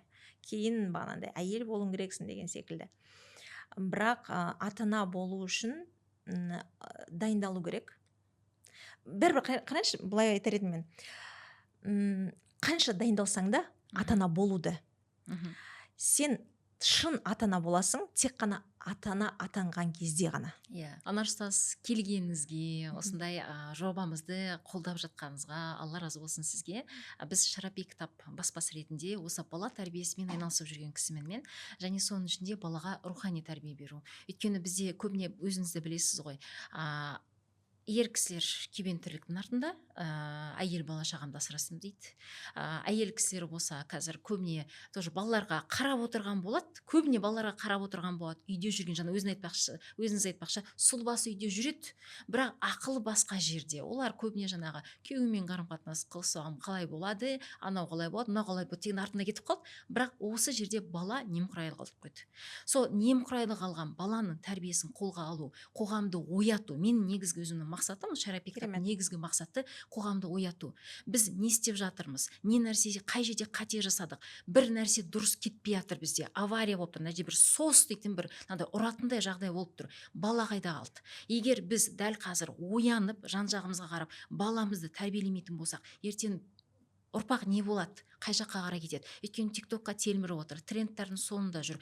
Тиктокта да қаншама өте нашар өнеге алып жатыр, қаншама бала. Мысалы, өнеге емес, ана сөз бар ғой, тіпті өнеге деп айту қиын, бірақ соны өнеге көріп жатыр ғой балалар. Соның барлығын тоқтату, жалпы ата-аналарды ояту, адамдыққа шақыру, өнеге алатын кісілерді дұрыстап көрсете беру, және көрсете білу, және бағыт бағдар ұсыну сияқты. Осындай жолды мен өзім үшін таңдағам, және біз командамызбен осы кітаптармен алысамыз. Алла нәсіп етсе, жақында біздің 4-ші кітабымыз шығады. Сізді де шақырамыз міндетті түрде тұсаукесеріне, осы Алматы қаласында болады. Міндетті түрде келесіз деген үміттемін. Өйткені өзіңізді бала деп шырылдап жүрген кісісіз ғой. Бала деп шырылдап жүрген кісілер өте аз. Байқайсыз ба? Өте аз. Ата-ана дұрыстап ата-ана болу керек деп шырылдап жүрген кісілер аз. Осы жолда сізбен бізді енді тағдыр тоғыстырып жатыр ғой, Ұлы Алланың қалауымен, жаңағы бір жолымыз бір жерге түйісіп жатыр деген сияқты. Сізге Алла разы болсын. Әрбір бастамаңызға сәттілік тілеймін. Шынымен де осы жолда, Алланың жолында, енді біздің таңдаған жолымыз Алланың жолы ғой. Алланың жолында үнемі бір-бірімізге көмектесіп, жаңағы қияметте өзіміздің бұл өмірде сүрген кезде бұл өмірде дінімізден үлесімізді алып кеткен адам болайықшы. Өйткені үлесті біз өзіміздің өмірімізбен аламыз, және басқаларға берумен аламыз ғой. Дәл сол үлесті өзімізге алатын, жеке басымызға да үлесті, сонымен қатар қоғамға беретінді үлесті алып кеткен сондай бақытты кісілердің қатарынан болайық. Шынымен де өзіңіз айтпақшы, қатты әсер етті да маған. Аса қамқор, ерекше мейірімді. Сол аса қамқор және ерекше мейірімді Алланың мейірімінде де қамқорына да бөленіп жүрейік. Әмин, айтқаныңыз келсін. Сіздерге де сәттілік тілеймін. Бұл өте қоғамға керек дүниемен айналысып жатсыздар. Президентіміздің де үндеуі бар ғой, мы должны стать читающей нацией деп. Сондықтан сол бір үндеуге сіздер қосылып, тем более ислами тақырыпта түсінікті етіп, сондай бір әлемге паш етіп, мысалы жайылған сондай бір керемет дүниелерді аударып, мысалы қазақ аудиториясына алып келіп жатсыз. Бұл сіздің жанашырлығыңыз деп білем. Сәттілік, сіздерді қолдауға, сіздермен бірге жүруге дайынбыз. Рахмет сізге, Алла разы болсын. Көрермендерімізге айтарым, достар, бізді міндетті түрде қолдап, астыға пікір жазып, сонымен қатар лайк басып, стористеріңізге бөлісіп кетіңіздер, және келесі жолы қонақ ретінде кімді көргіңіз келеді, соны да жазып кетсеңіздер, біз сол кісіге хабарласып қонаққа шақыратын боламыз. Ассаламу алейкум.